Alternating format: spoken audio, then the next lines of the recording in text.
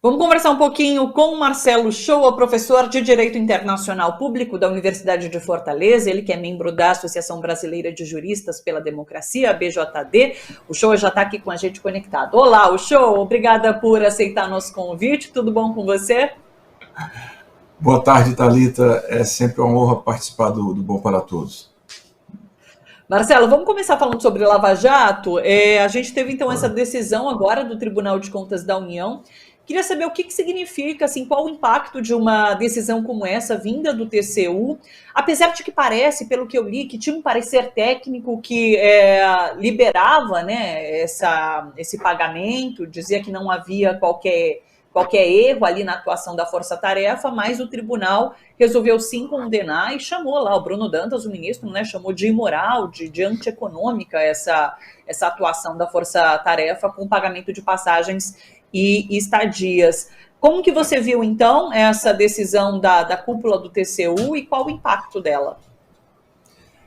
Thalita, eles usavam, né, com toda clareza, com toda certeza, o orçamento da Lava Jato para se beneficiar nesse sentido.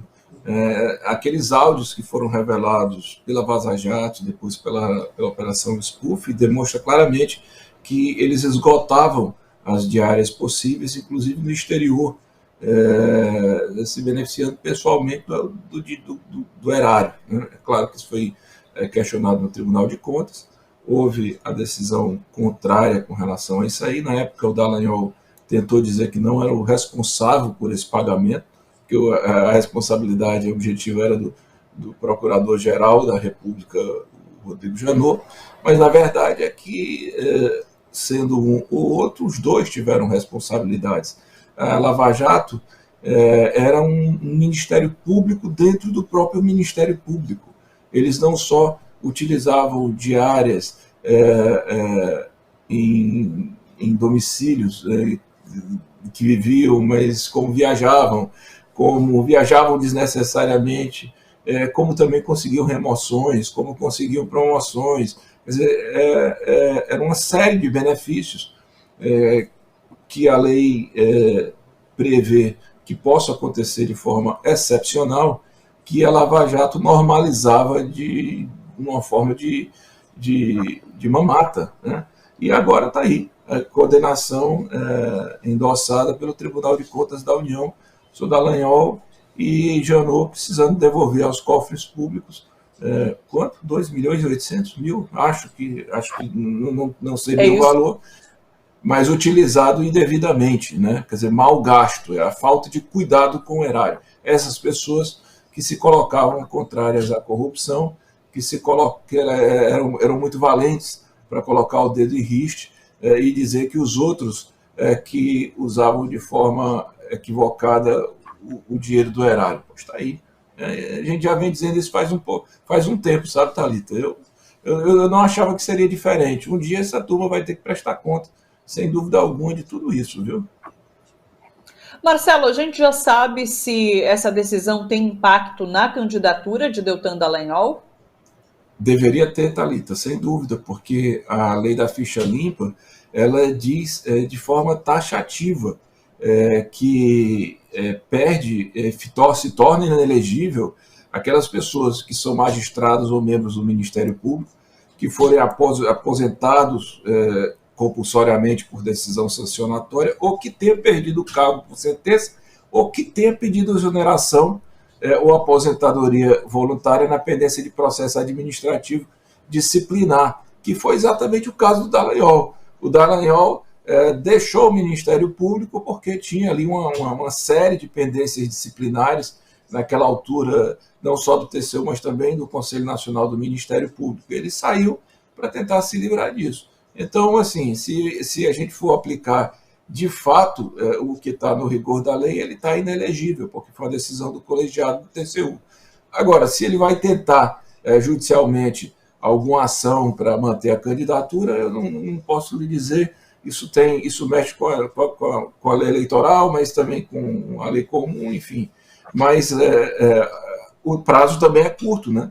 Porque, salvo engano, segunda-feira é o último dia da homologação das candidaturas. Então, o Dallagnol vai ter que correr atrás. De qualquer maneira, hoje ele é ainda elegível, e se por acaso conseguir, por algum artifício, a condição de elegibilidade, que o povo brasileiro fique sabendo, né, de que se trata de alguém que está buscando um mandato para ter imunidade parlamentar, para não ter que responder na justiça uma série de delitos que cometeu. Porque nós estamos falando aí só de diárias, de malversação no uso de diárias e viagens, né? Mas a lista é larga, né? E muito mais grave do que isso, na verdade. Sim. Ô Marcelo, ainda que não diretamente, essa decisão do TCU respinga também na candidatura de Sérgio Moro, né? É mais uma pá aí no calvário da Lava Jato, e claro que Sérgio Moro vai sentir os impactos também, porque nesse momento se fala de uma decisão contrária à operação, à força-tarefa da Lava Jato, não? Não, Sérgio Moro era o chefe, né, da Lava Jato, embora esses episódios que foram definidos no Tribunal de Contas da União tenham a ver com o Ministério Público, tudo fazia parte de uma lógica em que se achava que quem era da Lava Jato podia fazer o que quisesse.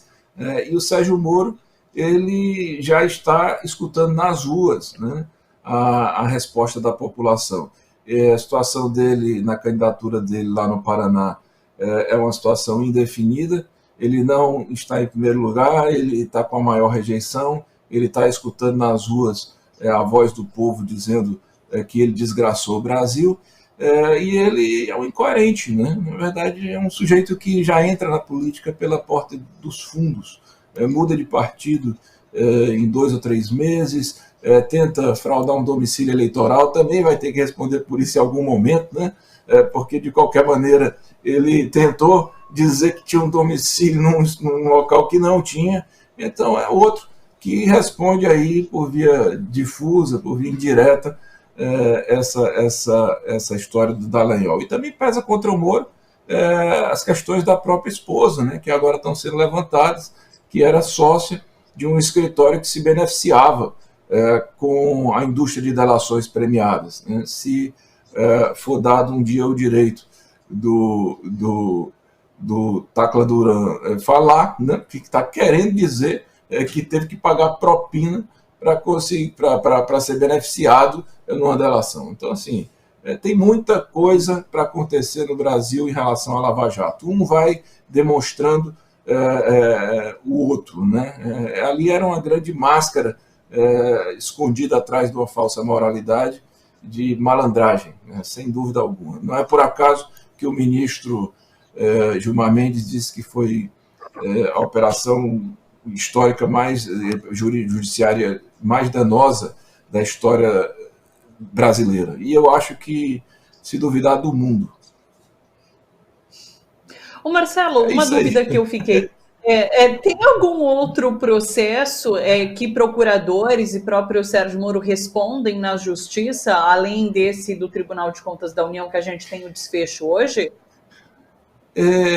Thalita, assim, o grupo Prerrogativas, eu sei que um grupo de juristas entrou cobrando reparação ao erário, né? Porque os prejuízos da Lava Jato, como eu lhe digo, quer dizer, nós estamos falando aqui da história do Dallagnol em relação às diárias e às viagens que ele distribuía entre os seus colegas, que eram digamos assim, a primeira classe do Ministério Público. Que tinha um Ministério Público de 2 categorias. Aqueles que eram da Lava Jato e eram tratados de uma maneira altamente com prestígio, prestigiado, inclusive heróis nacionais e capas de revista, e aqueles outros normais que não tinham direito a absolutamente nada disso, que não apareciam, que faz o trabalho cotidianamente, que eu acredito seja, inclusive, a maioria. Agora, o problema da Lava Jato, os problemas da Lava Jato são muito maiores, né? A Lava Jato quebrou o Brasil economicamente. A Lava Jato, as suas conexões internacionais, elas causaram ao Brasil uma perda de soberania, elas causaram ao Brasil uma situação de turbulência que uma presidenta eleita democraticamente, acabou sendo deposta depois e inviabilizaram a candidatura do presidente Lula, impediram o presidente Lula de participar da campanha do Haddad. A Lava Jato abriu espaço para o fascismo. Então, eu não sei nem te dizer como seria uma indenização da Lava Jato, porque foram muitas empresas quebradas. Se as empreiteiras quebrarem, imagina a cadeia, né? A cadeia de outras empresas que quebram, de empregos que são perdidos. Então, o Sérgio Moro, em algum momento, ele também vai ter que responder a tudo isso. E nós não estamos falando aí com relação às reparações ao próprio presidente Lula, né, que foi preso injustamente por um juiz que foi declarado suspeito porque era imparcial. Aliás, porque era parcial, né? Suspeito porque rasgou a sua condição de isenção que ele jurou defender pela Constituição, pela lei orgânica da Magistratura Nacional. Também cabe essa reparação do presidente Lula, que eu acho que os advogados devem ter solicitado. Perfeito. Marcelo, eu estou achando ótimo, viu, Thalita? Me desculpe lhe interromper, porque estão mostrando as imagens, eu estou achando assim um barato, sabe? Ele com a cabeça assim no chão, ele achando ruim. É isso mesmo. A situação do Moro, eu vi ontem, eu não tinha visto o vídeo, ele andando e o povo na rua se manifestando em Curitiba, né? Vem ao Ceará para escutar. Se está assim em Curitiba, imagina se esse cidadão vier ao Nordeste. Sabe que outro dia alguém me perguntou, tem tal fato sobre Sérgio Moro, a gente vai comentar, não vai? E de fato o Sérgio Moro saiu do noticiário, né? Ele não é mais citado, a gente já não comenta há algum tempo mais sobre Sérgio Moro, e até na grande mídia, a candidatura, depois que afundou, ele também não tem mais aparecido, né? Nem como uma possibilidade de terceira via, porque, enfim, não é mais também. Então é curioso, realmente, esse declínio total de Sérgio Moro. As imagens aí. Ele procurou, né?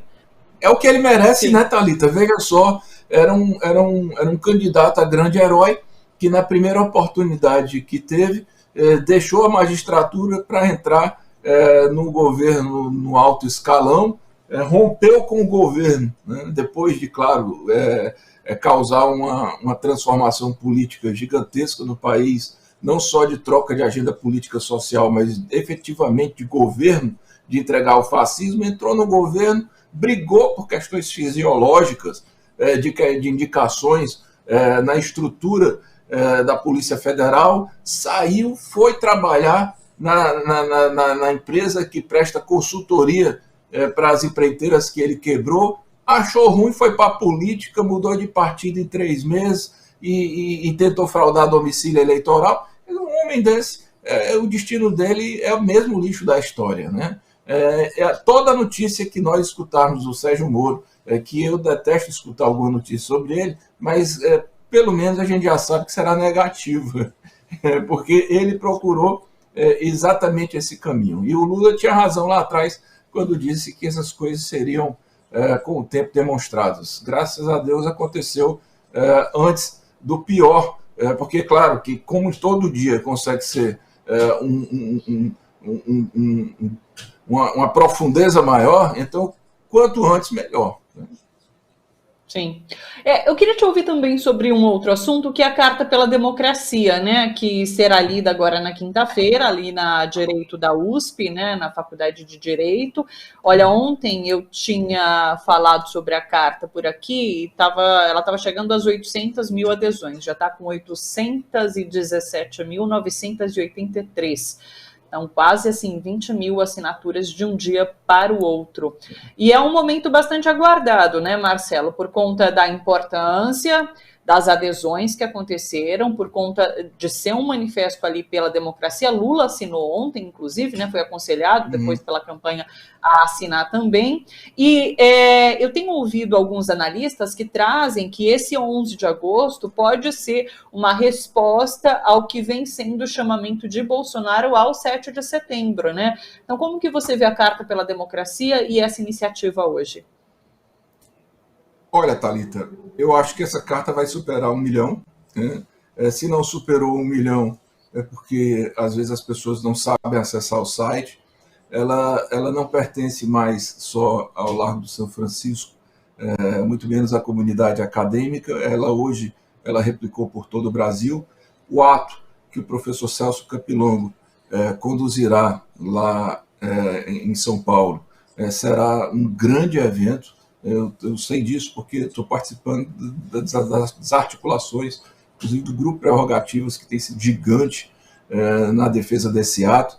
Mas quero dizer para você que aqui no Ceará, por exemplo, nós também teremos um grande ato, né, de replicando essa carta, que ela não tem uma cor partidária, ela é suprapartidária, ela é uma carta pela defesa da democracia, pela defesa do Estado Democrático de Direito, e ela replica, de alguma maneira, a Carta de 77, que foi lida pelo Dr. Goffredo Telles Júnior, que, com a sua difusão, acabou irradiando a ponto de haver o fim do AI-5, a luta pela anistia, a luta pelas diretas jazz, a retomada do processo democrático. Dessa vez é uma prevenção, né, para que tudo isso não aconteça. E é interessante porque a sociedade civil tomou a frente da carta. Aí você me pergunta, mas assim, em 2013 a sociedade civil foi à rua, mas em 2013, quando aqueles supostos indignados foram às ruas, uma das condições era que ninguém podia levar a sua bandeira, né? Não podia ter a esquerda, agora não. Agora pouco importa se quem vai é o empresário da Fiesp, ou o banqueiro da Febraban, ou o trabalhador da CUT, ou da Força Sindical, ou o estudante. De fato, é um grupo, é uma coletividade irmanada na defesa daquilo que é mais precioso da nação, que é a democracia, né? Talvez seja uma reação ao 7 de setembro, como você colocou, mas talvez não seja nem isso, porque ameaças ao processo democrático a gente está recebendo há muito tempo. Mas, de qualquer maneira, soma aí a essas vozes, né, que lutam para dizer que é uma falácia, por exemplo, você questionar a falibilidade das urnas eletrônicas, é uma falácia você dizer que o processo eleitoral do Brasil é falho, é uma falácia você chamar embaixadores para propagar fake news. Eu fiquei muito feliz, eu estou muito entusiasmado, eu sei que será um grande momento histórico no Brasil inteiro. Estou recebendo, porque faço parte de vários GTs, já muitos vídeos, muitas manifestações. Daqui para lá vai acontecer muita coisa, viu, Thalita? De manifestação de pessoas com voz potente em defesa dessa carta. E me honra muito que seja no 11 de agosto, que é o dia em que se celebra a criação dos cursos jurídicos. Quem diria, né? Um direito que foi utilizado nos últimos anos para desgraçar o Brasil, sair de dentro da comunidade jurídica também o grito de libertação. Isso é um motivo de honra também. Verdade. Só para que o pessoal já fique sabendo, dia 11 de agosto a TVT vai transmitir pela TV, pelas redes sociais, a leitura dessa carta. A cerimônia está marcada para começar às 9h30 e vai ali se alongar até 1h da tarde. A gente vai estar acompanhando, então, a leitura e as intervenções que serão feitas. Tem atos marcados, né, para várias partes do país, como o Marcelo disse, ali no Ceará tem ato também, então a gente vai estar acompanhando. Essa carta foi assinada pela Febraban, né, que foi, inclusive, um dos motivos para que Bolsonaro passasse a atacar essa carta, e no dia 11 de agosto, junto com essa Carta pela Democracia, também vai ser lançado um manifesto da Fiesp, que foi assinado por todas as centrais sindicais, também nesse sentido de defesa da democracia, das urnas eletrônicas, do processo eleitoral. Então vai ser, de fato, uma data muito importante, a gente vai estar acompanhando aqui tudo de pertinho para trazer para vocês aqui que acompanham a TVT e o Bom para Todos esse evento, tá certo? Marcelo, só para a gente encerrar, deixa eu pedir sua opinião sobre um fato que a gente também trouxe hoje, que é esse inquérito que foi aberto ali no Paraná para apurar as imagens que foram apagadas em relação ao assassinato do Marcelo Arruda, né? A gente conversou aqui na época do assassinato, conversamos bastante, e agora esse segundo inquérito é aberto, então, para averiguar, porque poderia haver, inclusive, responsabilidade, né, de alguém que participou de alguma forma nesse assassinato e depois apagou esses registros, então, de acesso às câmeras de segurança do clube onde Marcelo Arruda foi assassinado. É importante que esse inquérito aconteça de fato, que a gente chegue às conclusões devidas? Thalita, bom, só aproveitando também antes para falar aqui do ato no Ceará, a concentração Sim. Começará às 9 horas na Praça da Bandeira, que é a Praça Clóvis Bevilacqua, à frente da Faculdade de Direito. Haverá as intervenções sociais, as manifestações artísticas, e à tarde, às 4 horas, próximo à reitoria da Universidade Federal do Ceará, na Praça da Gentilândia, será o ato. Então, essa é a programação que durante o dia todo aqui no Ceará. Com relação ao inquérito, Thalita, está na cara que esse inquérito ele precisa ser melhor explicado. Veja só, a primeira delegada imediatamente disse que aquilo ali era uma briga entre duas pessoas, né? Depois, uma outra delegada disse que não dava para dizer que havia motivação política de uma pessoa que estava comemorando seu aniversário com o tema do PT dentro de um espaço fechado e que foi assassinado por uma pessoa que gritava é o mito, é o mito, é o mito, aqui é Bolsonaro. Aí, de repente, aquela pessoa que tem o controle das imagens comete suicídio. E aí as imagens são apagadas. Então, Thalita, começa a ter muita coincidência negativa, e é para isso que existe investigação. É para não deixar absolutamente induvidoso o decorrer dos fatos. Eu também acho muito estranho, por exemplo, um familiar, honestamente, um familiar irmão de uma pessoa que foi barbaramente assassinada, no outro dia está lá no Palácio do Planalto com o presidente da República, tentando dizer que o presidente da República não tem nada a ver. Ora, teoricamente o presidente da República não tem nada, não é para ter nada a ver mesmo não, embora a gente saiba que o presidente da República todo dia estimula o ódio, todo dia estimula a violência política, todo dia ele vai entusiasmando esses malucos, loucos, a agirem dessa maneira, pior, armados, né? Mas é para isso que existe investigação. Vamos saber agora tudo. Eu acho que a família merece, eu acho que as pessoas que estavam naquela ocasião fatídica merecem também. A sociedade brasileira toda merece saber o que foi que aconteceu naquele episódio covarde. Vamos falar aqui bem claramente, covarde de um sujeito que teve a frieza, né, de deixar sua mulher e voltar para matar outra pessoa. Um covarde. Vamos acompanhar, então, as investigações desse inquérito ali no Paraná e, claro, a conclusão desse crime, desse assassinato que aconteceu. Marcelo... Uma pena que não repõe, né? Uma pena que não repõe, né, Thalita? Morreu um inocente porque estava expressando a sua posição política. Agora, no dia do aniversário, né, no dia de celebração, no dia de festejo, no dia de comunhão em família, foi assassinado brutalmente por uma situação estúpida de um louco que defende um outro louco e acha que por isso pode resolver na bala as suas divergências. É um absurdo total. E outra coisa, tem que ser investigado porque era um agente também do sistema penal, não era isso? Ele era um agente de segurança. Então, sabe-se lá se há outros, né? Ninguém sabe bem qual a extensão que isso tem dentro dessas instituições. É bom que seja investigado, sim.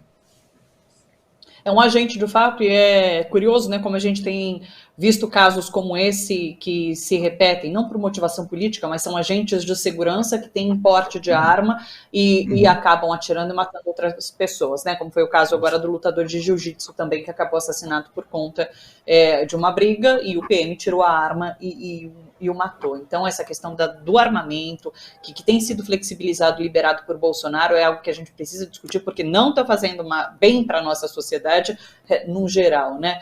Mas é isso, Marcelo, muito obrigada por ter aceitado o nosso convite, por estar aqui hoje, comentando um pouquinho as notícias. É sempre um prazer te receber. Um beijo enorme para você, boa semana. Ô, Thalita, um beijo também. Olha, toda vida que você me convidar, eu tiver possibilidade, estarei aqui com muita honra. Queria aproveitar e mandar um grande abraço para a nossa audiência e dizer que se encorajem e se entusiasmem para ir às ruas no dia 11 de agosto, depois da manhã, porque nós faremos uma grande festa cívica nesse país. Pode ter certeza. Tudo de bom, Thalita. É isso, obrigado, dado. Marcelo, beijo, até!